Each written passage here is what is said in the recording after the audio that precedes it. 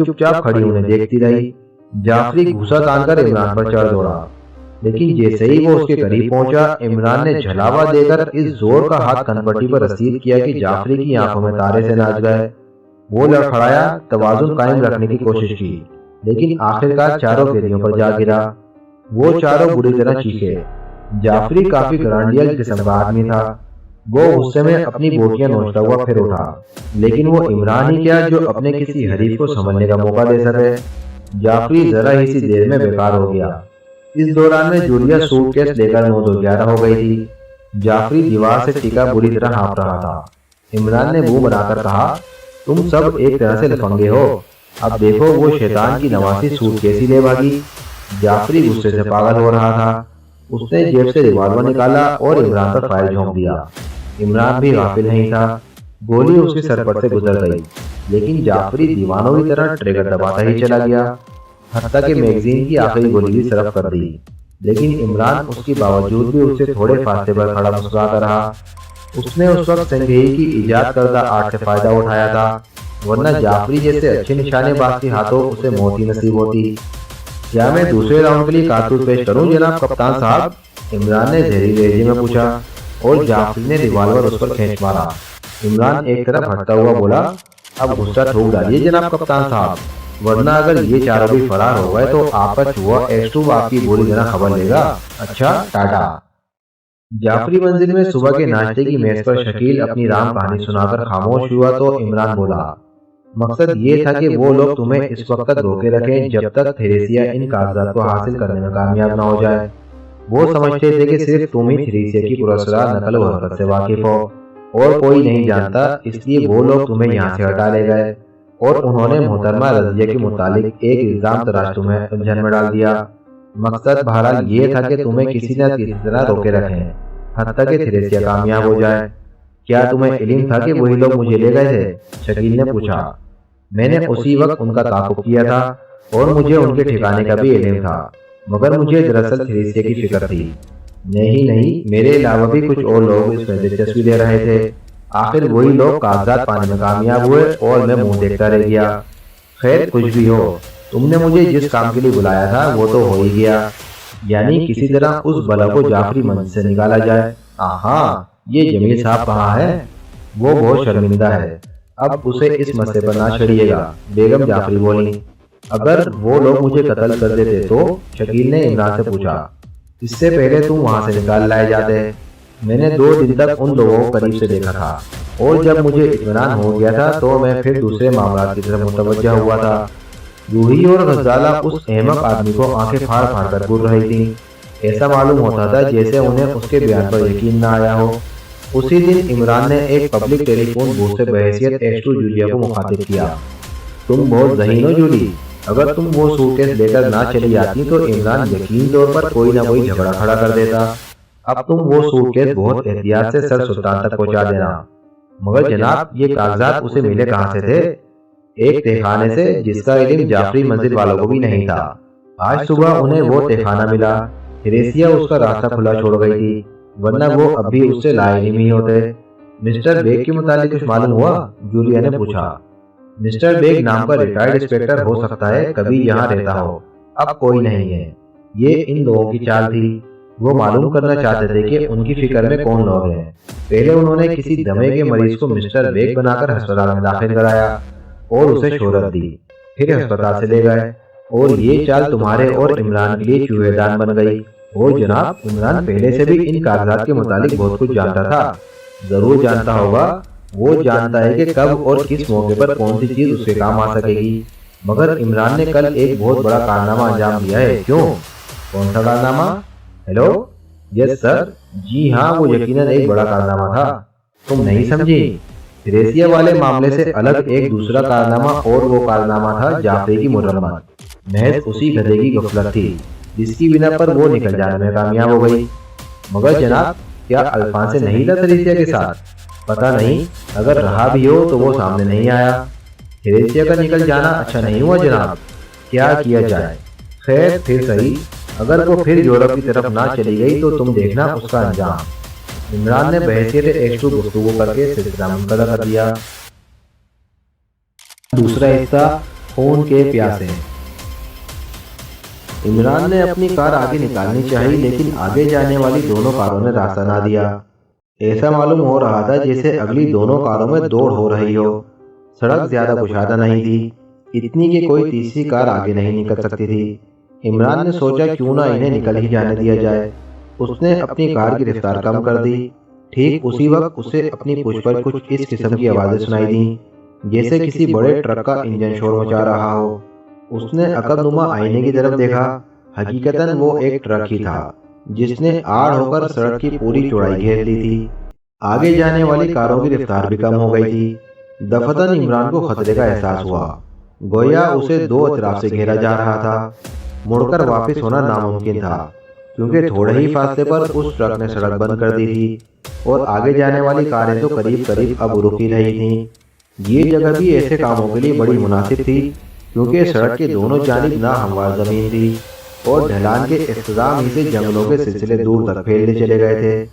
عمران بالکل نہتا تھا، ویسے بھی وہ ہر وقت مسلح رہنے کا عادی نہیں تھا۔ سورج غروب ہو رہا تھا اور سڑک سنسان پڑی تھی۔ دفعتاً اگلی کاروں سے ایک فائر ہوا اور گولی عمران کی ٹوئسٹر کی چھت سے ربڑتی کھاتی ہوئی دوسری طرف نکل گئی۔ عمران نے کار نہیں روکی بلکہ رفتار اور تیز کر دی۔ اس کی کار اگلی دونوں کاروں کی طرف تیر کی طرح جا رہی تھی۔ ان کاروں کی رفتار بھی تیز ہو گئی۔ شاید وہ لوگ عمران کے اس غیر متوقع رویے پر بھوکلا گئے تھے۔ جب عمران نے دیکھا کہ وہ کم از کم ریوالوروں کی رینج سے دور ہو گیا ہے تو اس نے یکلک اپنی کار میں پورے بریک لگا دیے اور مشین بند کر کے بائیں جانب ڈھلان میں چھلانگ لگا دی۔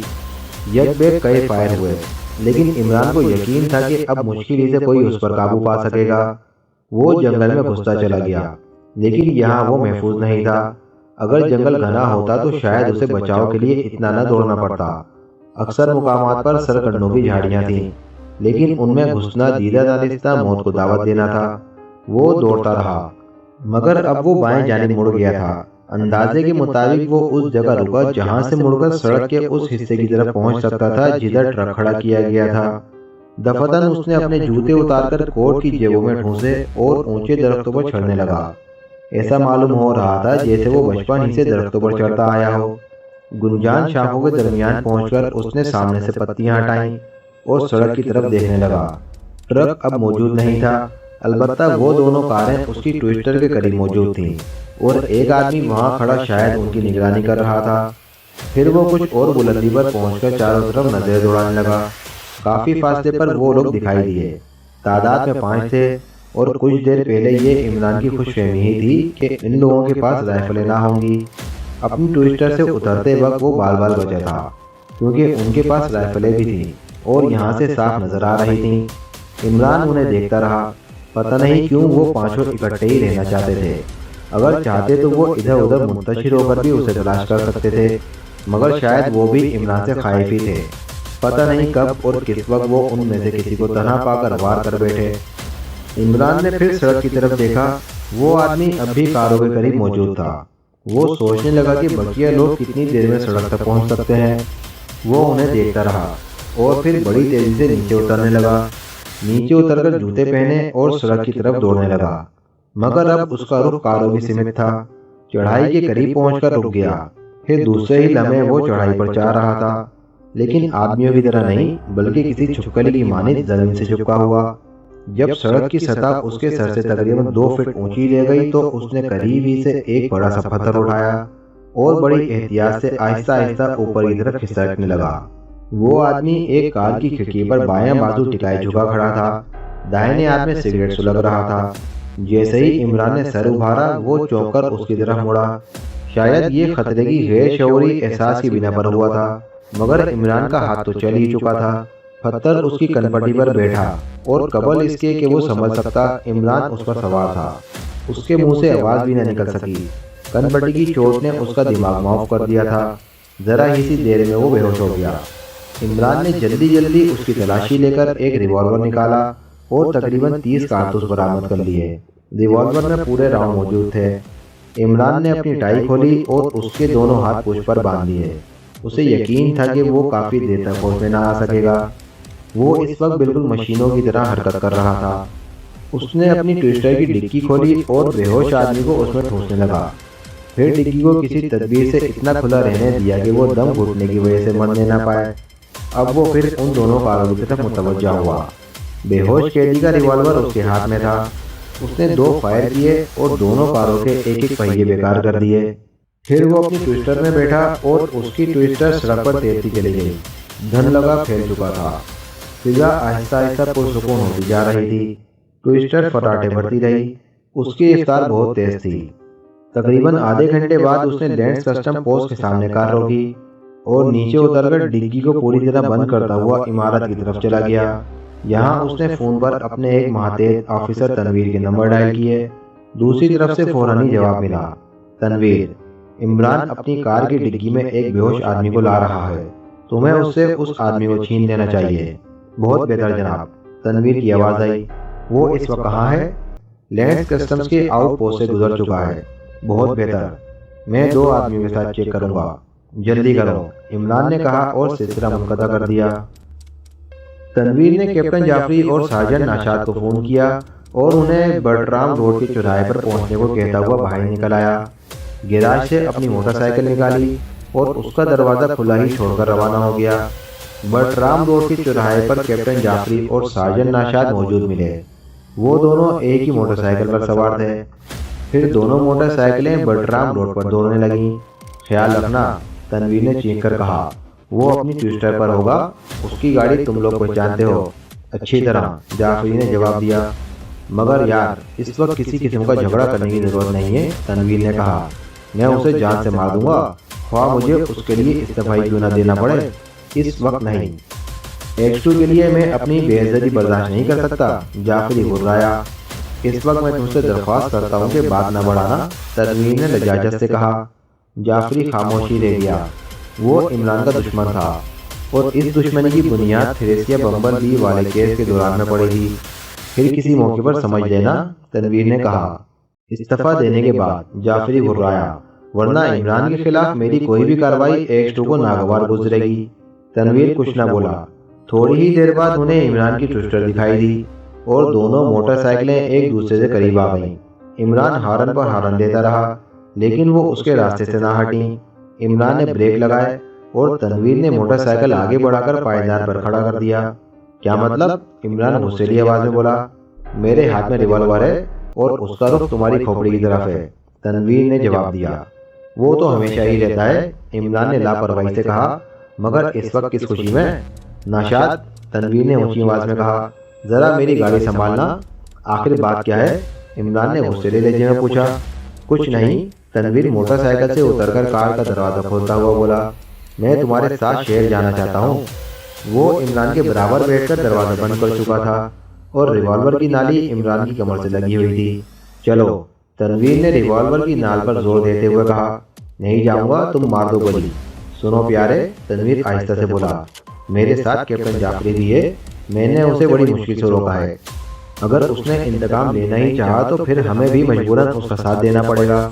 میں سمجھ گیا، عمران تلخ لہجے میں بولا، مگر میں تم لوگوں کو اتنا بزدل نہیں سمجھتا تھا، مگر اسے بھول جاؤ کہ جعفری یا تم سب کچھ میرا کچھ بگاڑ سکو گے۔ میں فی الحال اس مسئلے پر گفتگو نہیں کرنا چاہتا، تنویر بولا، بس تم چپ چاپ کار آگے بڑھاؤ، ورنہ کیا ہوگا؟ ورنہ یہ ہوگا کہ میں ابھی اور اسی وقت تمہیں پولیس کے حوالے کر دوں گا، کیونکہ تمہاری گاڑی کی ڈگی میں ایک بے ہوش آدمی موجود ہے۔ کیا؟ عمران کے لہجے میں حیرت تھی۔ تمہیں کیسے معلوم ہوا؟ X2 کے ذرائع لامحدود ہیں، تنویر بولا، بس اب چلو۔ پتہ نہیں کیوں X2 کو تم پر رحم آ جاتا ہے، ورنہ تمہاری لاش بھی کسی کو دستیاب نہ ہو سکتی۔ ارے جاؤ، جب جی چاہے تم سامنے آ جاؤ۔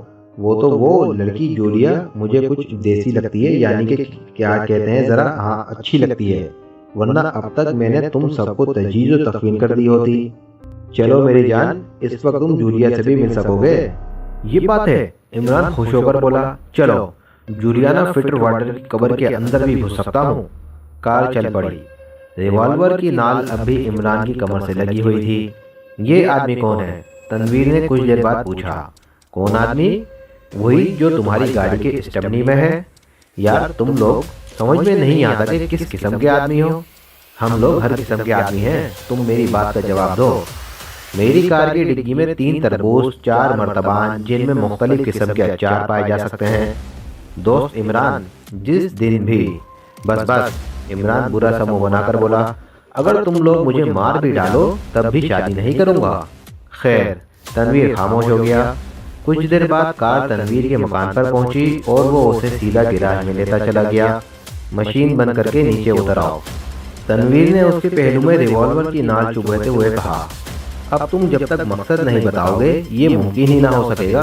इमरान ने जवाब दिया, तुम जानते हो कि सीक्रेट सर्विस वालों की मुहैया की हुई लाशों का पोस्टमार्टम नहीं किया जा सकता। मैं नहीं जानता, लेकिन तुम में से कौन मुझे ये बात बावर कराने की कोशिश करेगा। उतर आओ नीचे, बात ना बढ़ाओ, तनवीर ने दृढ़ लहजे में कहा। इमरान चंद लम्हे कुछ सोचता रहा, फिर नीचे उतर आया। वो जवाब तलब नजरों से तनवीर की तरफ देख रहा था। अब घर जाओ, तनवीर ने मुस्कुराकर कहा, कुछ देर बाद तुम्हारी गाड़ी पहुंचा दी जाएगी। ये नामुमकिन है, मैं तुम लोगों के खिलाफ रिपोर्ट दर्ज करा दूंगा। तुम जानते हो कि ये बिल्कुल बेकार रहेगा। अच्छा, इमरान ने बेबसी से सर हिलाकर कहा, मैं देख लूंगा। वैसे तुम इसे लिख लो कि तुमसे एक अहमकाना फेल सरजद हो रहा है और तुम उसके लिए भुगतोगे। वो आदमी जो स्टेमली में बंद है तुम लोगों के लिए डायनामाइट साबित होगा। फिर वो बड़े पुरवकार अंदाज में चलता हुआ गिराज से बाहर निकल गया। जूलियाना फिटरवाटर बाहर से आकर कोट उतार रही थी कि फोन की घंटी बजी। उसने रिसीवर उठा लिया। X2 speaking. दूसरी तरफ से आवाज आई, यस सर। क्या रहा? वो आदमी कौन है? वो गूंगा बहरा बन गया है जनाब, और तुम में से किसी को भी इतना सलीका नहीं है कि उसे बोलने पर मजबूर कर सके। मेरा ख्याल है कि सिर्फ ज़िबा कर डालना बाकी रह गया है, जूलिया ने कहा। वो इमरान पर हमला करने वाले चंद नामालूम आदमियों में से है। ये हमला आज शाम राजगढ़ के करीब हुआ था, लेकिन उसका हम लोगों से क्या ताल्लुक? Julia, yes sir. मैं गैर जरूरी बकवास पसंद नहीं करता। मैं माफ़ी चाहती हूँ जनाब। जूलिया कांप गई। X2 की हुसीली आवाज़ उसे जान करने में मुब्तला कर देती थी। वो तो खैर औरत थी। कैप्टन जाफरी जैसे बड़ी मूछें वाले भी अपने खुश होते हुए हलक के बल बोलने लगते थे। X2 की हैबत कुछ इसी तरह उसके मातहतों के दिलों पर बैठी हुई थी। वो तुम सबसे बेहतर है, दूसरी तरफ से आवाज़ आई, इसलिए मैं उसे हाथ से जाने नहीं देना चाहता। क्या तुम्हें थ्रेसिया बम्बलबी ऑफ बोहेमिया का केस याद है? याद है जनाब। क्या वो हर मामले में तुमसे बढ़ता नहीं है? बढ़ता है जनाब। फिर क्या वो तुम्हारा मुहसिन नहीं है? कई बार वो तुम्हें मौत के मुंह से निकाल लाया है। मुझे इतराफ है जनाब। तो फिर तुम्हें उसकी हिफाजत करनी चाहिए। चंद नामालूम आदमी उसके दुश्मन हो गए हैं और वो खतरे में है। जैसा आप फरमाएं किया जाएगा। फिलहाल उस आदमी को दानिश मंजिल में कैद कर दो और कोशिश करो कि वो सब कुछ उगल दे। बहुत बेहतर। वो फिलहाल तनवीर ही के चार्ज में है। मैं उसे आपके हुक्म से मुतला किए देती हूँ। कम से कम 4 आदमियों से इमरान के फ्लैट की हर वक्त निगरानी कराओ। जब वो बाहर निकले तो 2 आदमी उसके साथ हों, मगर इस तरह के इमरान उन्हें पहचान न सके। आप उस पर यह जाहिर करना नहीं चाहते कि आप उसकी मदद कर रहे हैं? नहीं। बहुत बेहतर, ऐसा ही होगा। उसका ख्याल रहे कि इमरान के ये दुश्मन थ्रेसिया के आदमी भी हो सकते हैं। ओह, यकीनन वही होंगे जनाब, जूलिया ने तवील सांस लेकर कहा। फिर कम से कम तुम और जाफरी भी महफूज नहीं हो, क्योंकि वो तुम दोनों को अच्छी तरह पहचानती है। हाँ, जाफरी से कहो कि अपनी मूंछें साफ करा दे, वरना या तो मैं उसे फिर मिलिट्री में झोंक दूंगा या फिर उसे इस्तीफा देना पड़ेगा। बहुत बेहतर जनाब, मगर उसे अपनी मूंछें बहुत अजीज हैं। उससे ज़्यादा मुझे महकमे का वकार अजीज है। मूंछें मर्दानगी का निशान ज़रूर है, मगर जब औरतें उन्हें पकड़कर ढूंढने लगे तो। जूलिया हंसने लगी।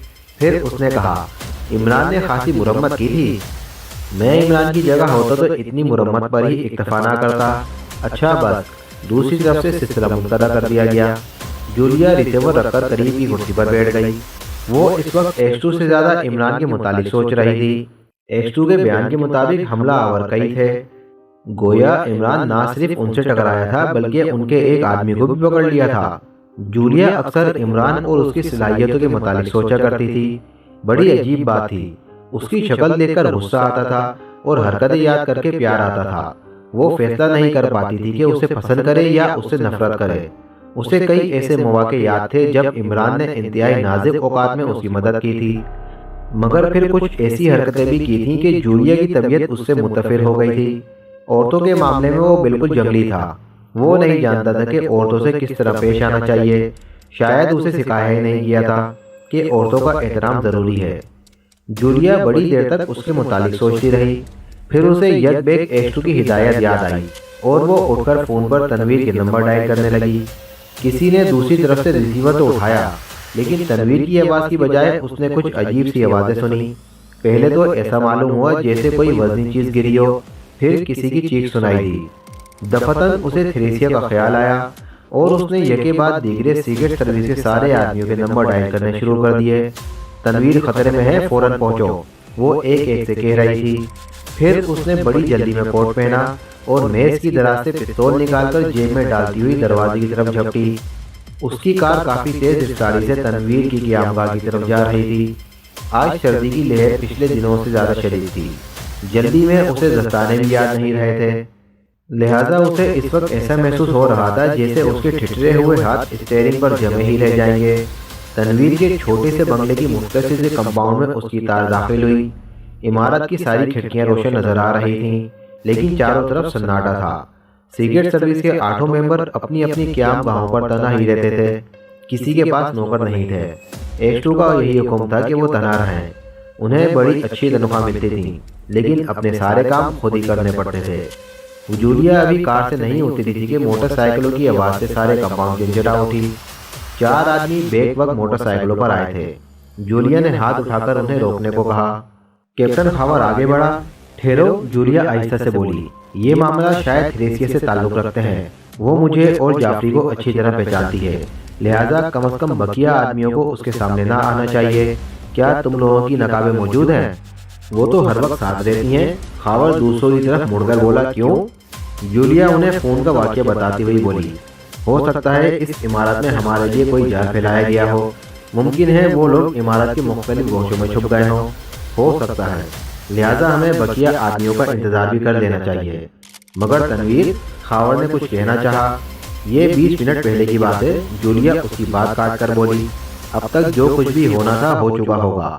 اتنی مصلحت اندیشی درست نہیں، ہو سکتا ہے وہ تنویر پر تشدد کر رہے ہوں، ضروری نہیں کہ انہوں نے اسے مار ہی ڈالا ہو۔ کچھ بھی ہو، لیکن یہ جال ہی معلوم ہوتا ہے، ورنہ فون سے ریسیور اٹھا کر خاموش رہنے کا کیا مقصد ہو سکتا ہے؟ اور پھر ایسی آوازیں جیسے وہاں کوئی ہنگامہ ہو گیا ہو۔ ٹھیک ہے، جال ہی ہوگا، مگر میرے خیال سے بقیہ لوگوں کا انتظار فضول ہے۔ ہم 4 اندر جا رہے ہیں، کچھ لوگوں کو باہر بھی رہنا چاہیے۔ اگر وہ جال ہی ہے تو سب کیوں پھنسیں؟ اوہ، یہ بھی ٹھیک ہے، اچھا تو جاؤ۔ وہ چاروں آگے بڑھے اور عمارت میں داخل ہو گئے۔ جولیا اندھیرے میں پھاٹک سے لگی کھڑی رہی، کبھی وہ سڑک کی جانب دیکھنے لگتی اور کبھی عمارت کی جانب۔ کمپاؤنڈ میں جھینگر جھائیں جھائیں کر رہے تھے۔ یہاں کا سناٹا جولیا کے ذہن پر گرا گزرنے لگا۔ عمارت سے نہ کسی قسم کی آواز آئی اور نہ اس کے آدمیوں کی طرف سے کوئی اشارہ ہوا۔ جولیا اس پر مسیر تھی۔ سیکرٹ سروس کے بقیہ آدمی بھی کیپٹن جعفری کے ساتھ وہاں پہنچ گئے۔ جولیا کی ہدایت پر انہوں نے بھی اپنے چہرے نقابوں میں چھپائے، مگر ابھی تک، جولیا بولی، اندر سے کسی قسم کا سگنل نہیں ملا۔ وہ تقریباً 5 منٹ پہلے اندر داخل ہوئے ہیں۔ یہ سب کچھ عمران کے لیے ہو رہا ہے، جعفری نے ناخوشگوار لہجے میں کہا۔ میں نہیں سمجھ سکتا کہ ایشٹو کی پالیسی کیا ہے۔ عمران شاید ہم لوگوں سے زیادہ کام آتا ہے۔ جعفری کچھ نہ بولا، وہ عمارت کی طرف دیکھ رہا تھا۔ دفتن ایک کھڑکی کھلی، اس میں ایک چہرہ دکھائی دیا جس پر سیاہ نقاب تھی۔ پھر ایک ہاتھ نے انہیں عمارت میں داخل ہونے کا اشارہ کیا۔ آؤ، جولیا آگے بڑھتی ہوئی بولی۔ وہ عمارت میں داخل ہوئے۔ کسی طرف سے بھی کسی قسم کی کوئی آواز نہیں آ رہی تھی، البتہ عمارت کا ایک ایک حصہ روشن تھا۔ بڑے کمرے کے قریب سے گزرتے وقت انہیں اندر آہٹیں محسوس ہوئیں۔ دروازہ بند تھا، لیکن شیشوں سے روشنی باہر آ رہی تھی۔ جولیا نے دروازے کو دھکا دیا، وہ اندر سے بند تھا، لیکن دوسرے ہی لمحے میں اندر سے کسی نے بولٹ گرائے اور دروازہ کھل گیا۔ ٹھیک اسی وقت جولیا کے ساتھیوں نے اپنی پشت پر کسی چیز کی چبھن محسوس کی، لیکن انہیں مڑ کر دیکھنے کا موقع نہ مل سکا۔ اندر چلو، تحکمانہ لہجے میں کہا گیا۔ اندر سے جولیا کے سینے کی طرف ایک ریوالور کی نال اٹھی ہوئی تھی۔ وہ کوئی نقاب پوش ہی تھا، لیکن جولیا کے ساتھیوں میں سے نہیں ہو سکتا تھا، کیونکہ اس کے ساتھیوں میں کوئی بھی اتنا دراز قد نہیں تھا۔ وہ چپ چاپ اندر داخل ہو گئے۔ ان کے ساتھ ہی وہ 3 آدمی بھی اندر آئے جنہوں نے جولیا کے ساتھیوں کے جسموں سے ریوالور لگا رکھے تھے۔ تم اپنے ہاتھ اوپر اٹھائے رکھو، دراز قد آدمی نے انگریزی میں کہا۔ اس کا لہجہ غیر ملکیوں کا تھا۔ انہوں نے اپنے ہاتھ اوپر اٹھا دیے۔ تم سوئس ہو؟ دراز قد آدمی نے جولیا سے پوچھا۔ سوال اتنا غیر متوقع تھا کہ جولیا کی زبان سے غیر ارادی طور پر نکل گیا ہاں، اور پھر دوسرے ہی لمحے میں اسے اپنی غلطی کا احساس ہوا۔ مگر اب کیا ہو سکتا تھا؟ دراز قد آدمی نے ایک زہریلی سی ہنسی کے ساتھ کہا، شاداب نگر میں تم لوگوں نے ہمیں ایک گھیری چوٹ دی تھی۔ جولیا کچھ نہ بولی، چند لمحے خاموش رہی، پھر دراز قد آدمی بولا، تمہارے 4 ساتھی تمہارے ساتھ ہی اپنے انجام کے منتظر ہیں۔ صبح تمہاری لاشوں سے یہ اندازہ کرنا مشکل ہوگا کہ تمہاری موتیں کس طرح واقع ہوئی ہوں گی، مگر تم کہتے وقت اس کی آواز نرم پڑ گئی۔ وہ براہ راست جولیا کی آنکھوں میں دیکھ رہا تھا۔ جولیا نے محسوس کیا کہ وہ مگر تم کہتے وقت مسکرایا بھی تھا، کیونکہ پورا چہرہ نقاب میں چھپا ہوا تھا، اس لیے یقین کے ساتھ نہیں کہا جا سکتا کہ وہ مسکرایا ہی تھا۔ چند لمحے اس کی آنکھیں جولیا کی آنکھوں میں چپتی رہیں، پھر اس نے اپنے ساتھیوں سے کہا، ان تینوں کو بھی وہیں لے جاؤ۔ جولیا نے اپنے ساتھیوں کو دروازے کی طرف مڑتے دیکھا، ریوالور اب بھی ان کے پہلوؤں سے لگے ہوئے تھے۔ پھر اس کمرے میں صرف وہی دونوں رہ گئے۔ دراز قد نقاب پوش نے اپنا ریوالور جیب میں ڈال لیا تھا۔ میں بھی سوئس ہوں، دراز قد آدمی نے سوئس زبان میں کہا۔ جولیا کچھ نہ بولی، وہ اس کے دوسرے جملے کی منتظر تھی۔ میں صرف یہ جاننا چاہتا ہوں کہ تم کس کے لیے کام کر رہی ہو؟ میں اپنے لیے کام کر رہی ہوں، جولیا نے کسی قسم کی کمزوری ظاہر کیے بغیر کہا۔ مگر وہ بیوقوف آدمی عمران تو اکثر پولیس کے لیے بھی کام کرتا رہتا ہے۔ ہاں اکثر وہ پولیس کے لیے بھی کام کرتا ہے اور ہمارے لیے بھی۔ تمہاری کیا حیثیت ہے؟ وہی جو تھریسیا کی ہے۔ دراز قد نقاب پوش پھر اسے گھورنے لگا۔ وہ کاغذات کہاں ہے؟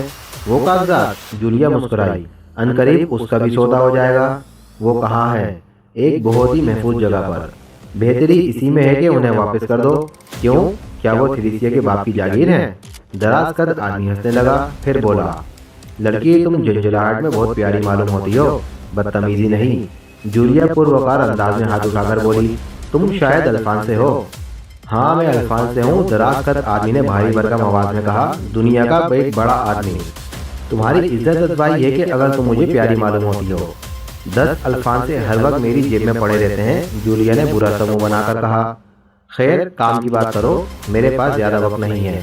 میرے آدمیوں کو چھوڑ دو، بہتری اسی میں ہے۔ انہیں تو ہر حال میں مرنا پڑے گا، لیکن اگر تم چاہو تو بچ بھی سکتے ہیں۔ کیا مطلب؟ کاغذات کی واپسی؟ یہ قطعی ناممکن ہے۔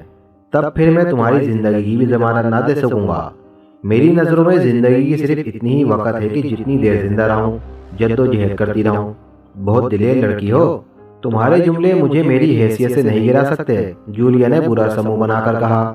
میں تھریسیا سے کسی طرح بھی کم نہیں ہوں، میرے گروہ میں تقریباً 150 آدمی ہیں۔ بہتر یہی ہے کہ میرے آدمیوں کو چھوڑ دو، ہمارا تمہارا جھگڑا ختم ہو جائے گا۔ جھگڑا صرف 2 چیزیں ختم کر سکتی ہیں۔ میں نہیں پوچھوں گی کہ وہ 2 چیزیں کیا ہیں، میں ضرور بتاؤں گا۔ پہلی چیز کاغذات کی واپسی، اور دوسری اس بیوقوف آدمی کی موت۔ اس نے تھریسیا بمبل بی آف بوہیمیا کی شان میں گستاخی کی تھی۔ آہا، جولیا نے کہکا لگایا، مجھے یاد ہے، اس نے تھریسیا کی کمر پر لات رسید کی تھی۔ میرا خیال ہے کہ اس کی ریڑھ کی ہڈی محفوظ نہ رہی ہوگی۔ بکواس مت کرو لڑکی، میرے ساتھ آؤ۔ دراز قد آدمی نے جولیا کی کلائی پکڑ کر جھٹکا دیا۔ جولیا آگے کی طرف جھکی اور بائیں ہاتھ سے پستول نکال لیا، لیکن دراز قد آدمی نے ہلکے سے کہکے کے ساتھ اس کے استعمال کی مہلت نہ دی۔ دوسرے ہی لمحے میں وہ اس سے پستول چھین چکا تھا۔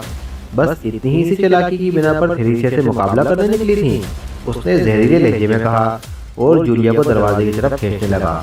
مجبوراً جولیا اس کے ساتھ چلتی رہی۔ اس کے ساتھی پکڑے جا چکے تھے، اور تنویر کے متعلق یہ نہیں معلوم ہو سکا تھا کہ اس کا کیا حشر ہوا۔ اب اسے صرف ایکسٹو کی مدد کا سہارا رہ گیا تھا۔ وہ جانتی تھی کہ ایکسٹو غافل نہ ہوگا، وہ یہاں کسی وقت بھی پہنچ سکتا ہے۔ اسی مضبوطی پر وہ اتنی دلیرانہ انداز میں دراز قد نقاب پوش سے گفتگو کرتی رہی تھی۔ نقاب پوش اسے دوسرے کمرے میں لایا، جہاں 3 آدمی ایک چھوٹی سی مشین پر جھکے ہوئے تھے۔ یہ وہی نقاب پوش تھے جو اس کے تینوں ساتھیوں کو بڑے کمرے سے لے گئے تھے۔ کیوں؟ دراز قد نقاب پوش نے اپنے ساتھیوں کو مخاطب کیا، کیا بات ہے؟ سلنڈر فٹ نہیں ہے، ایک نے جواب دیا۔ جلدی کرو، وقت کم ہے، اس نے تحکمانہ لہجے میں کہا۔ گفتگو انگریزی میں ہو رہی تھی۔ پھر وہ جولیا سے بولا، اس کمرے میں تمہارے آدمی بند ہیں، ایک زہریلی گیس کی تھوڑی سی مقدار انہیں آنن فانن ختم کر دے گی۔ یہ ٹیوب جو دیکھ رہی ہو، کنجی کے سوراخ سے لگا دیا جائے گا۔ صرف آدھے منٹ کے لیے مشین چلے گی، تم ایسا نہیں کر سکتے۔ مجھے کون روکے گا؟ ہلکے سے کہنے کے ساتھ کہا گیا۔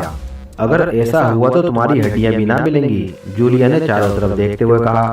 اسے توقع تھی کہ ایکسٹو کہیں آس پاس ہی موجود ہوگا، مگر کیوں؟ اس نے سوچا، آخر اب اسے کس بات کا انتظار ہے؟ دفتن جولیا کا دل ڈوبنے لگا۔ وہ سوچ رہی تھی کہ ایکسٹو بھی کوئی آدمی ہی ہے، وہ جادوگر بھی نہیں ہو سکتا، لہٰذا ضروری نہیں کہ اسے ان حالات کا علم ہی ہو۔ کیا کر رہے ہو تم لوگ؟ نقاب پوش دانت پیس کر بولا۔ ٹھیک ہو گیا جناب، ٹیوب سوراخ سے لگا دو۔ ایک آدمی نے ٹیوب اٹھایا اور دوسرے کمرے کے بند دروازے کی طرف بڑھنے لگا۔ جولیا کا دل بڑی شدت سے دھڑک رہا تھا، وہ بار بار چاروں طرف دیکھنے لگتی۔ اب بھی وقت ہے، نقاب پوش جولیا کے شانے پر ہاتھ رکھ کر بولا۔ کاغذات کا پتہ بتا دو، میں وعدہ کرتا ہوں کہ تمہارے آدمیوں کو چھوڑ دوں گا، دوسری صورت میں یہ لوگ تو ابھی اور اسی وقت ختم ہو جائیں گے، البتہ تمہیں سسک کر مرنا پڑے گا۔ جولیا کچھ نہ بولی، اس کی سمجھ میں ہی نہیں آ رہا تھا کہ کیا جواب دے۔ کچھ دیر پہلے کی زبان تراریاں رخصت ہو چکی تھیں، اب وہ صرف ایک معمولی سی عورت تھی۔ اسے محسوس ہو رہا تھا جیسے ذہانت کبھی اس کے حصے میں آئی ہی نہ ہو۔ اوہ اتنی دیر! نقاب پوش نے پھر اپنے ساتھیوں کو للکارا۔ دوسرے ہی لمحے میں ٹیوب کنجی کے سوراخ سے لگا دیا گیا۔ تم نہیں بتاؤ گی؟ میں نہیں جانتی، جولیا نے بھرائی ہوئی آواز میں جواب دیا۔ گیس کھولو۔ مشین کی طرف ایک ہاتھ بڑھا ہی تھا کہ ایک فائر ہوا اور شیشے کی وہ نلکی چور چور ہو گئی جو ٹیوب کو مشین سے ملاتی تھی۔ وہ تینوں اچھل کر الگ ہو گئے۔ اپنے ہاتھ اوپر اٹھاؤ، ایک بھاری اور پروکار آواز دروازے کی طرف سے آئی۔ یہ بلا شبہ ایکسٹو کی آواز تھی، جولیا نے صاف پہچان لیا۔ پھر ایک آدمی کا ہاتھ جیب کی طرف جا ہی رہا تھا کہ دوسرا فائر ہوا اور وہ آدمی اپنا ہاتھ دبائے ہوئے دیوار سے جا لگا۔ زخمی ہاتھ سے خون کی دھار نکل کر فرش پر پھیل رہی تھی۔ جولیا دروازہ کھول دو، یہ سب نشانے پر ہے، آواز پھر آئی۔ جولیا سر سے پیر تک لرز رہی تھی اور اس میں اتنی ہمت نہیں تھی کہ آواز کی جانب نظر بھی اٹھا سکتی۔ اس نے آگے بڑھ کر دروازہ کھول دیا۔ اندھی بھیڑوں کی طرح باہر نکلنے والوں میں تنویر بھی تھا اور اس کی حالت اچھی نہیں تھی۔ کپڑے تار تار ہو رہے تھے اور جسم کے مختلف حصوں سے خون نکل رہا تھا۔ پہلے تو وہ سب ان چاروں کی طرف جھپٹے، لیکن جیسے ہی دروازے کی سمت نظر گئی جہاں تھے وہیں ٹھٹک گئے۔ سر سے پیر تک سیاہ لباس میں ملبوس ایک آدمی دونوں ہاتھوں میں ریوالور لیے دروازے کے قریب کھڑا تھا۔ ان کے اسلحے چھین لو، اس نے آہستہ سے کہا، اور ان سب نے ایکسٹو کی آواز پہچان لی۔ یہ پہلا موقع تھا جب وہ اپنے پرسرار چیف آفیسر کو اتنے قریب سے دیکھ رہے تھے، لیکن اس کا پورا چہرہ سیاہ نقاب میں چھپا ہوا تھا۔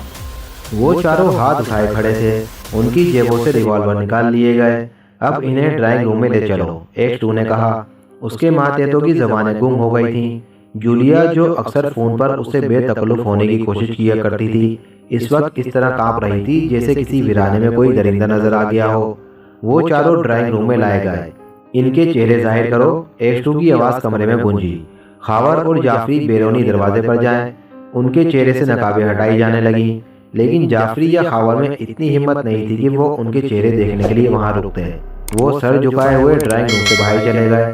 ان چاروں کے چہروں سے نقابیں ہٹا دی گئی تھیں۔ یہ چاروں غیر ملکی تھے، یورپ کے کسی ملک کے باشندے۔ ان میں الفاظ سے نہیں ہے، ایکسٹو نے جولیا کو مخاطب ہو کر کہا۔ تمہیں غلط فہمی ہوئی تھی۔ پھر اس نے اپنے اوور کوٹ کی جیب سے ایک بوتل نکالی اور ان چاروں کی طرف مخاطب کر کے کہا، تم لوگ بہت تھک گئے ہو، اس لیے میری طرف سے شیمپئن کا تحفہ قبول کرو۔ تنویر ان دونوں کو قاعدے سے بٹھاؤ، 4 گلاس نکالو۔ تنویر کے چہرے پر حیرت تھی۔ وہ ایک لمحے کے لیے ٹھٹکا، پھر آگے بڑھ کر ایک الماری کھولی اور اس میں سے 4 گلاس نکال کر میز پر رکھ دیے۔ بیٹھ جاؤ دوستو، ایکسٹو ہاتھ ہلا کر بولا۔ ہم لوگ بہت مہمان نواز ہیں۔ جولیا تم ان کے لیے شراب انڈے لو۔ ان میں سے ایک آدمی جس کا ہاتھ زخمی تھا فرش پر گر پڑا۔ کثیر مقدار میں خون نکل جانے کی وجہ سے اس پر بھچی تاری ہو گئی تھی۔ فکر نہیں، ایکسٹو ہاتھ اٹھا کر بولا، اسے یوں ہی پڑا رہنے دو، صرف 3 گلاسوں میں شراب انڈے لو۔ جولیا گلاسوں میں شراب انڈینے لگی، لیکن وہ سخت متحیر تھی۔ آخر اس مہمان نوازی کا کیا مطلب؟ پیو دوستو، ایکسٹو نے کہا، اور جولیا نہ سمجھ سکی کہ لہجہ تحکمانہ تھا یا طنزیہ۔ ایکسٹو کی آواز سے مختلف قسم کے لہجوں میں امتیاز کر دینا مشکل تھا۔ تھریسیا اس وقت کہاں مل سکے گی؟ اس نے پھر انہیں مخاطب کیا۔ ہم نہیں جانتے، لمبے آدمی نے کہا۔ میں جانتا ہوں کہ تمہیں علم نہیں ہوگا۔ تھریسیا اپنے آدمیوں کو قربانی کے بکروں سے زیادہ نہیں سمجھتی۔ پھر کچھ دیر کے لیے کمرے پر خاموشی مسلط ہو گئی۔ پیو، ایکسٹو کی گرج سے کمرہ جھنجھنا گیا۔ اس کے اپنے ساتھی تو بری طرح لرز رہے تھے۔ ہم نہیں پیئیں گے، لمبے آدمی نے غصے لہجے میں کہا۔ اگر نہیں پیو گے تو تمہاری لاشیں تمہاری اس حماقت پر ہنسیں گی اور تمہارے جسموں کو لاشوں میں تبدیل ہونے کے سلسلے میں بہت اذیتیں برداشت کرنی پڑیں گی۔ جولیا حیرت سے یہ سب کچھ دیکھ رہی تھی۔ آخر ان تینوں نے گلاس اٹھا کر ہونٹوں سے لگا لیے۔ زہر نہیں ہے، ایشٹو کہہ رہا تھا۔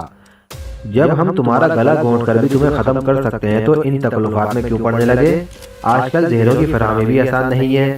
انہوں نے گلاس خالی کر کے میز پر رکھ دیے۔ اچھا دوستو، ایشٹو ہاتھ اٹھا کر بولا، کیا یہ شراب عمدہ نہیں تھی؟ اس میں کچھ تھوڑا سا اضافہ بھی کیا گیا تھا جو تمہیں ذرا ہی سی دیر میں کوہکاف کی سیر کرا دے گا۔ یہ حقیقت تھی۔ 5 منٹ کے اندر ہی اندر تینوں اپنی کھوپڑیوں سے باہر ہو گئے۔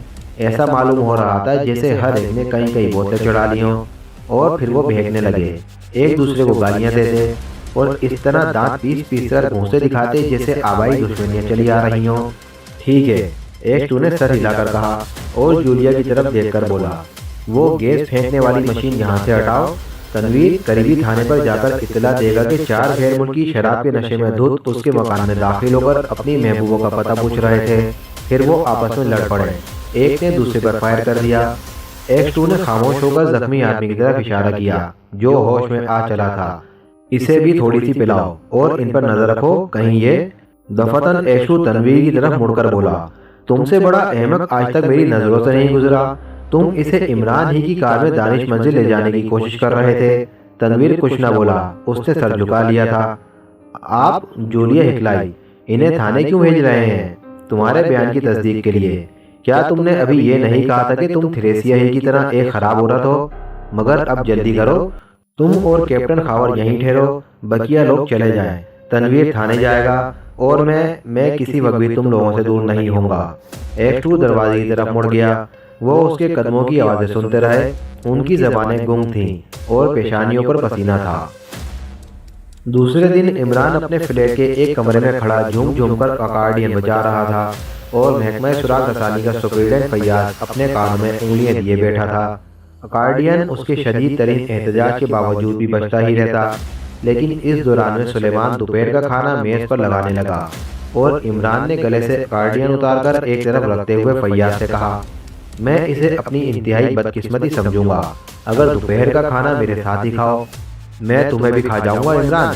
فیاض دانت پیستا ہوا اٹھا اور کھانے کی میز پر جم گیا۔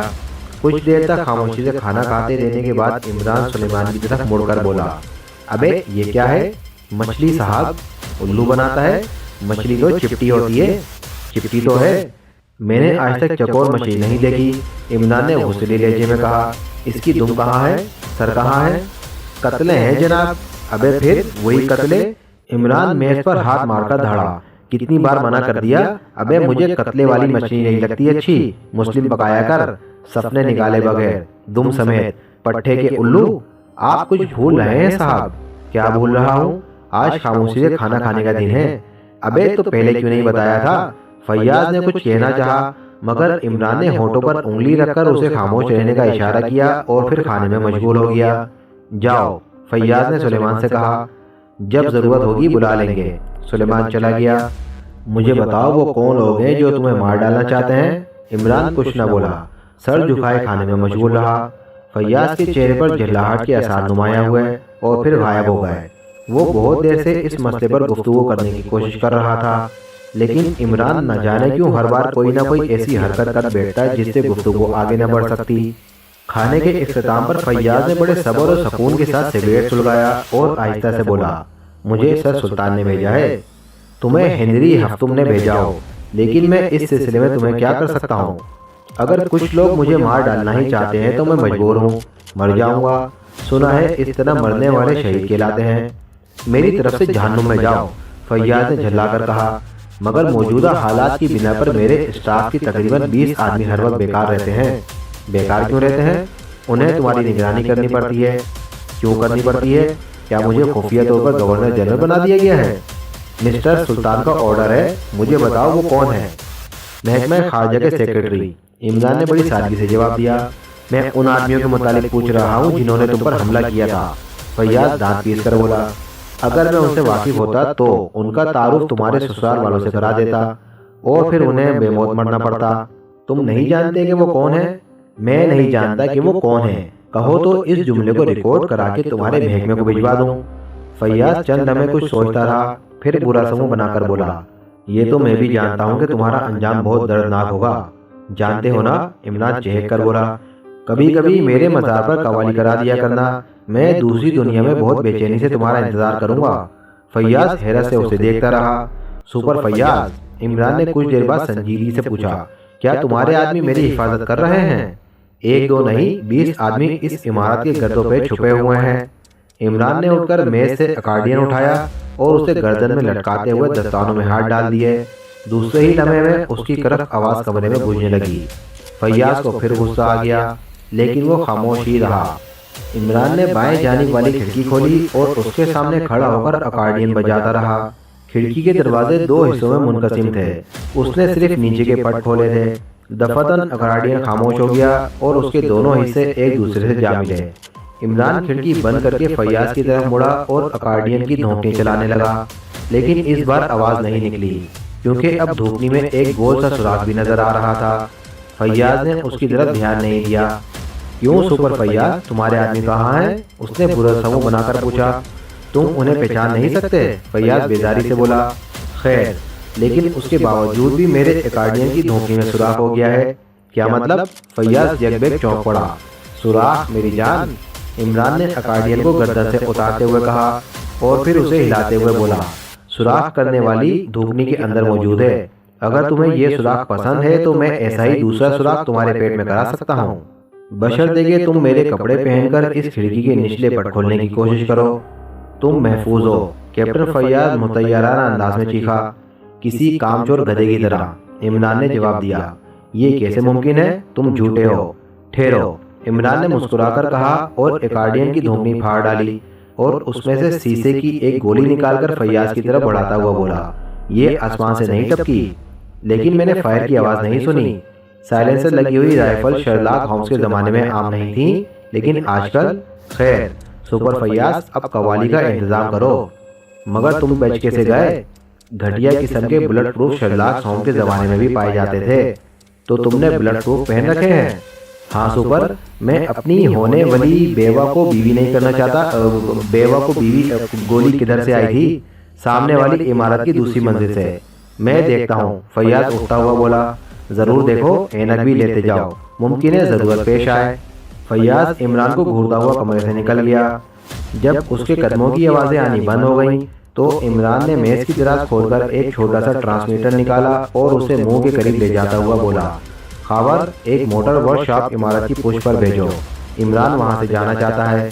اس بار اس نے ٹرانسمیٹر کوٹ کی جیب میں ڈال دیا، پھر دوسرے کمرے میں آ کر جلدی جلدی ایک بوڑھے آدمی کا میک اپ کیا، کپڑے تبدیل کیے اور ایک سوٹ کیس اٹھا کر سلیمان کو کچھ ہدایت دیتا ہوا پچھلی راہداری میں آ گیا۔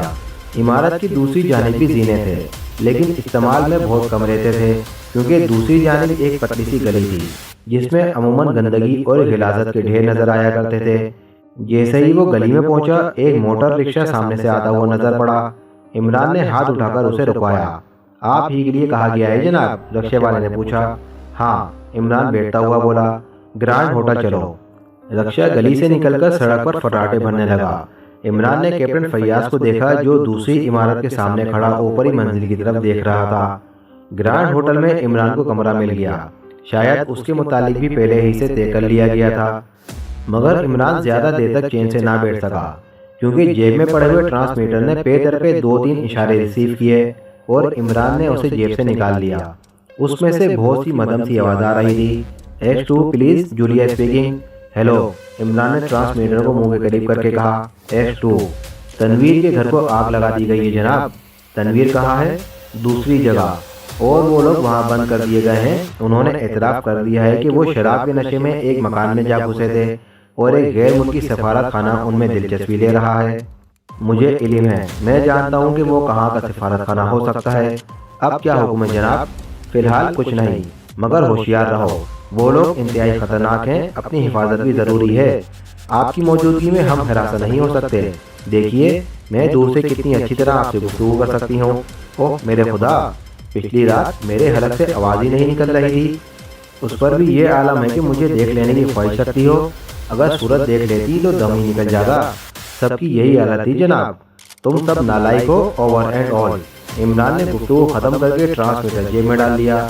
تھوڑی دیر بعد وہ بوڑھے ہی کے میک اپ میں باہر جا رہا تھا۔ اس کے چہرے پر بھورے رنگ کی سفید داڑھی تھی اور آنکھوں پر تاریک شیشوں کی اینک۔ پھر وہ اپنے فلیٹ کی طرف روانہ ہو گیا۔ وہ نہ صرف کیپٹن فیاض کی کارگزاریاں دیکھنا چاہتا تھا بلکہ ان لوگوں کی بھی فکر تھی جنہوں نے اسے فلیٹ چھوڑ دینے پر مجبور کر دیا تھا۔ پچھلی رات اسے توقع تھی کہ وہ تنویر کے مکان پر الفانسے سے نپٹ سکے گا، لیکن اس کی یہ خواہش پوری نہ ہو سکی کیونکہ ان لوگوں میں الفانسے نہیں تھا۔ اسے پچھلی ہی رات اس بات کا علم بھی ہوا تھا کہ وہ لوگ ابھی تک انہی کاغذات کے چکر میں ہیں جو تھریسیا نے شاداب نگر کی جعفری منزل سے اڑائے تھے، مگر اب ان کاغذات تک ان لوگوں کی رسائی مشکل ہی تھی کیونکہ اب وہ محکمہ خارجہ کی تحویل میں پہنچ چکے تھے۔ وہ عمارت کے قریب ٹیکسی سے اترا جس کی دوسری منزل پر کیپٹن فیاض نے ادھم مچا رکھی تھی۔ اس منزل کا کوئی فلیٹ ایسا نہیں تھا جس کی تلاشی نہ لی گئی ہو، لیکن وہاں ایک بھی ایسا آدمی نہ مل سکا جو اپنے پڑوسی کی نظروں میں مشتبہ یا اجنبی ہوتا۔ وہ سالہ سال سے اسی منزل پر رہتے آئے تھے۔ عمران نیچے سڑک پر لوگوں کی چہ مغویاں سنتا رہا۔ عام لوگوں کا خیال تھا کہ یہ تلاشی منشیات کی غیر قانونی تجارت کے سلسلے میں ہو رہی ہے۔ شاید فیاض نے یہی کہہ کر تلاشیاں شروع کی تھیں۔ عمران دراصل اسی عمارت کے نیچے ایک اندھے فقیر میں دلچسپی لے رہا تھا جو ممکن ہے سرے سے اندھا ہی نہ رہا ہو۔ اس کی آنکھیں کھلی ہوئی تھیں لیکن انداز کچھ ایسا تھا جیسے وہ بیکار ہوں، ان میں ویرانی اور بے رونقی تھی۔ عمران شاید اس کی طرف متوجہ بھی نہ ہوتا لیکن ایک خاص واقعے نے اس کی توجہ ادھر منتقل کرا دی۔ اندھے کی ایک ہاتھ میں خشک ڈبل روٹی کا ایک ٹکڑا تھا اور دوسرے ہاتھ میں مڑے توڑے ردی کے کاغذوں کا ایک گولا۔ اسی طرف سے ایک آدمی گزرا جس کے ساتھ ایک ننھا سا بڑے بالوں والا کتا بھی تھا۔ کتے نے روٹی کا ٹکڑا اندھے کے ہاتھ سے جھپٹ لیا اور اندھا گالیاں بکتا ہوا ناچنے لگا۔ اسی حالت میں وہ کتے کے مالک سے ٹکرایا اور اس کے دوسرے ہاتھ میں دبا ہوا کاغذ کا گولا کتے کے مالک کی جیب میں پہنچ گیا۔ کتے کا مالک کتے کو آگے بڑھاتا جا رہا تھا۔ عمران اس کی طرف لپکا اور پھر وہ ایک جگہ جب وہ ایک سینما ہاؤس کے قریب سے گزر رہا تھا، میٹنی شو دیکھ کر نکلنے والوں کی بھیڑ میں عمران نے اس کی جیب صاف کر دی، یعنی کاغذ کا وہ گولا اس طرح نکال لیا کہ اسے خبر تک نہ ہوئی۔ مگر یہاں اس سے ایک لرزش ہو گئی۔ اگر اس نے کسی یقین کے ساتھ اس کا تعاقب شروع کیا تھا تو ابھی اس گولے کی فکر میں نہ پڑنا چاہیے تھا۔ اس نے بے خیالی میں اپنی رفتار سست کر دی۔ جب بھیڑ آگے نکل گئی تو ایک جگہ رک کر اس گولے کو دیکھنے لگا۔ ساتھ ہی اسے اپنی اس حماقت کا بھی احساس ہوا کہ وہ کتے کا مالک کا تعاقب کر چکا ہے جسے حقیقتاً جاری رہنا چاہیے تھا کیونکہ یہ ردی کاغذات نہیں تھے بلکہ دن بھر کی رپورٹ تھی۔ وہ صبح سے 12 بجے تک اکارڈین بجاتا رہا۔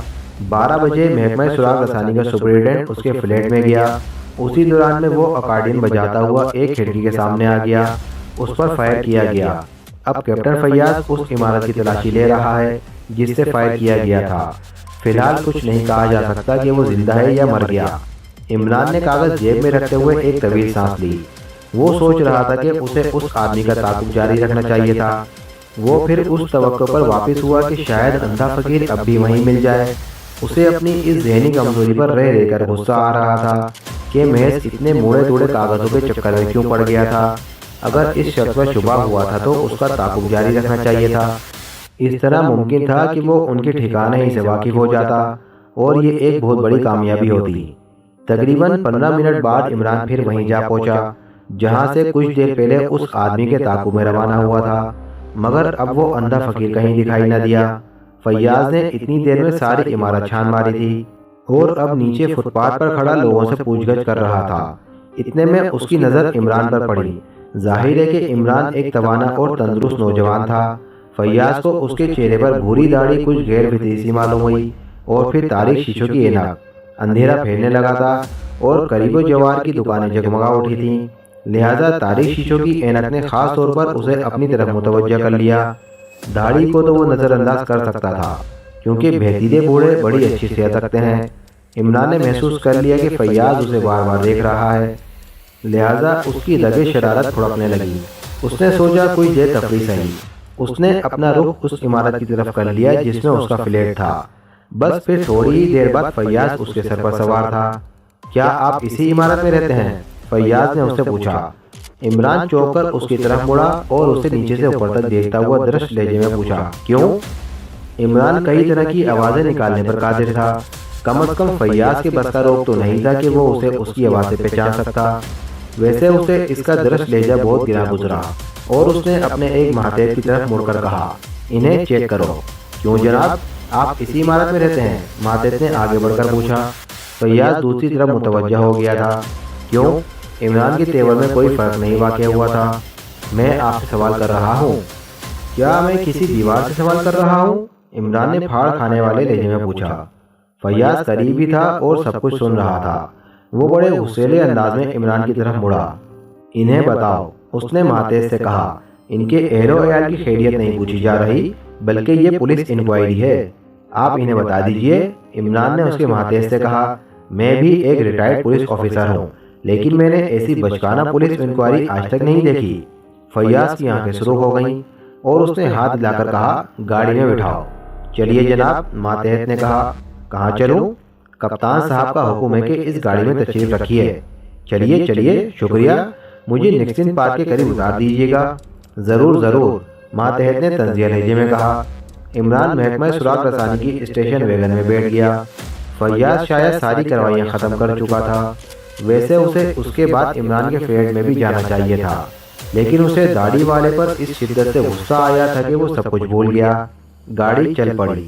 فیاض اگلی سیٹ پر ڈرائیور کے پاس تھا اور عمران 2 سادہ لباس والوں کے ساتھ پچھلے حصے میں بیٹھا انہیں اکبر اور بیربل کے لطیفے سنا رہا تھا۔ فیاض کا شبہ بڑھتا رہا، لیکن اس نے راہ میں کچھ نہیں کہا۔ دفتر کے قریب پہنچ کر اس نے عمران سے پوچھا، آپ ریٹائرڈ پولیس آفیسر ہیں؟ نہیں تو، عمران نے حیرت سے کہا۔ پھر شبیرے لہجے میں بولا، میں تو سرسوں کے تیل کا بیوپار کرتا ہوں۔ فیاض نے کچھ کہنا چاہا لیکن پھر خاموش ہی رہا۔ وہ نہیں چاہتا تھا کہ ماتحتوں کی موجودگی میں بات بڑھے، کیونکہ کچھ دیر پہلے بھی یہ آدمی بڑی دیدہ دلیری سے اس کا مذاق اڑا چکا تھا۔ اپنے آفس پہ پہنچ کر اس نے ماتحتوں کو چلے جانے کا اشارہ کیا۔ جب اسے یقین ہو گیا کہ آس پاس کوئی موجود نہیں ہے تو اس نے عمران سے کہا، اپنے دونوں ہاتھ اوپر اٹھا لو۔ فوراً ہی تعمیل کی گئی اور فیاض اس کی جامع تلاشی لینے لگا۔ اس جامع تلاشی میں وہ کاغذ اس کے ہاتھ لگے جو اندھے فقیر سے عمران تک پہنچا تھا۔ فیاض نے اسے پڑھا اور دانت پر دانت جکڑ لیے۔ وہ خونخوار نظروں سے داڑھی والے کو گھور رہا تھا۔ یہ کیا ہے؟ اس نے گرج کر پوچھا۔ جی بات دراصل یہ ہے کہ میں فلموں کے لیے مکالمے بھی لکھا کرتا ہوں۔ یہ درد جگر نامی اسٹوری کے ایک موقع کا مکالمہ ہے۔ جی ہاں، بسمل کی آنکھ نامی فلم کی اسٹوری میں نہیں لکھی تھی۔ منشی بندے علی ترنم میرا نام ہے۔ جی ہاں۔ اپنی اینک اتارو، فیاض نے تحکمانہ لہجے میں کہا۔ کیا فائدہ جناب، پھر میں آپ کو دیکھ بھی نہ سکوں گا، اجالے میں مجھے کوئی چیز دکھائی نہیں دیتی۔ فیاض نے اسے گریبان سے پکڑ کر اینک اتار دی۔ داڑھی والے نے اس کا خلاف کوئی حرکت نہ کی۔ وہ پلکیں جھپکائے بغیر خلا میں گھورتا رہا جیسے سچ مچ اندھا ہی ہو۔ اب میں بالکل بے ضرر ہوں جناب، اس نے ٹھنڈی سانس لے کر کہا۔ چاہے مجھے کنویں میں دھکیل دیجیے، خواہ شادی کرا دیجیے، جسم کی کھال الگ کر دی جائے گی۔ اینک کے بغیر کیسے سمجھ میں آئے گا؟ داڑھی والے نے مایوسی سے کہا اور دفتن فیاض کا ہاتھ گھوم گیا، لیکن یہ ضروری نہیں تھا کہ وہ ہاتھ اس کے جبڑے ہی پر پڑتا۔ سامنے دیوار تھی۔ بہرحال دوسرا گھونسا اٹھانے کی سخت فیاض میں نہ رہ گئی۔ اس نے بائیں ہاتھ سے میز پر رکھی ہوئی گھنٹی بجانی چاہی، لیکن عمران نے آگے بڑھ کر گھنٹی کو دوسری طرف کھسکاتے ہوئے آہستہ سے کہا، اپنی بے عزتی نہ کروائیے کپتان صاحب۔ اس بار فیاض نے اس کی آواز پہچان لی، کیونکہ وہ مصنوعی آواز میں نہیں بولا تھا۔ فیاض اپنا ہاتھ ملتا ہوا اسے برا بھلا کہنے لگا، پھر آنکھیں نکال کر گھرایا۔ تم نے مجھے دھوکہ دینے کی کوشش کی ہے، میں تمہیں دیکھوں گا۔ جناب کپتان صاحب، آپ خواہ مخواہ میرے کام میں حارج ہوئے ہیں، اس طرح میک اپ کر کے باہر نکلنا جرم ہے، فیاض نے کھا جانے والے انداز میں کہا۔ اور میک اپ کیے بغیر مر جانا بڑا نیک کام ہے، کیوں کپتان صاحب؟ آپ کے 20 آدمی اس عمارت کے گرد و پیش تھے، پھر بھی مجھ پر گولی چلائی گئی۔ آپ اتنی دیر تک جھک مارتے رہے تھے لیکن مجرم پر ہاتھ نہ ڈال سکے۔ پکڑا بھی گیا تو یہی بیچارہ زندہ شہید۔ میں سر سلطان کو مطلع کرنے جا رہا ہوں کہ محکمہ سراغ رسانی عمران کی کوئی مدد نہیں کر سکتا، وہ خود اپنے افعال کا ذمہ دار ہے۔ ضرور مطلع کر دو، میں نے محکمہ سراغ رسانی سے کبھی درخواست نہیں کی کہ میری مدد کی جائے۔ کیا تمہیں یاد نہیں کہ محکمہ سراغ رسانی کتنی بار میری مدد کا محتاج رہ چکا ہے؟ فیاض کچھ نہ بولا۔ عمران نے میں سے اپنی اینک اٹھاتے ہوئے کہا، لاؤ وہ کاغذ مجھے دے دو، کاغذ ریکارڈ میں رکھا جائے گا۔ بات نہ بڑھاؤ، عمران نے ناخوشگوار لہجے میں کہا۔ تم نہیں جانتے کہ اس طرح تم کن معاملات میں حاضر ہو رہے ہو۔ بات ضرور بڑھے گی کیونکہ تمہاری وجہ سے شہر میں دہشت انگیزی شروع ہو گئی ہے۔ تمہیں بتانا پڑے گا کہ وہ لوگ کون ہیں۔ وہ تم بھی ہو سکتے ہو کیپٹن فیاض، کیا تم مجھ سے دشمنی نہیں رکھتے؟ فیاض دانت پیس کر رہ گیا اور عمران دروازے کی طرف بڑھتا ہوا بولا، تم رکھو وہ کاغذ، مگر اتنے ذہین نہیں ہو کہ محض اس تحریر کے سہارے مجرموں تک پہنچ سکو۔ اس نے دروازہ کھولا اور باہر نکلا چلا گیا۔ کیونکہ سیکرٹ سروس کے سارے آدمی قریب قریب مجرموں کی نظروں میں آ چکے تھے، لہذا ایکس-2 کے احکام کے مطابق انہیں اپنی اصل شکل و شبہات کے ساتھ منظر عام پر آنے کی اجازت نہیں تھی۔ اب کیپٹن جعفری کو اپنی شاندار مونچھیں صاف کرنی ہی پڑی، لیکن اسے رہ رہ کر عمران پر غصہ آ رہا تھا، جس کی وجہ سے بیٹھے بٹھائے خواہ مخواہ ایک نئی مصیبت نازل ہو گئی تھی۔ وہ بہت دیر سے ریکسٹن کے چوراہے پر کھڑا سارجنٹ ناشاد کا انتظار کر رہا تھا۔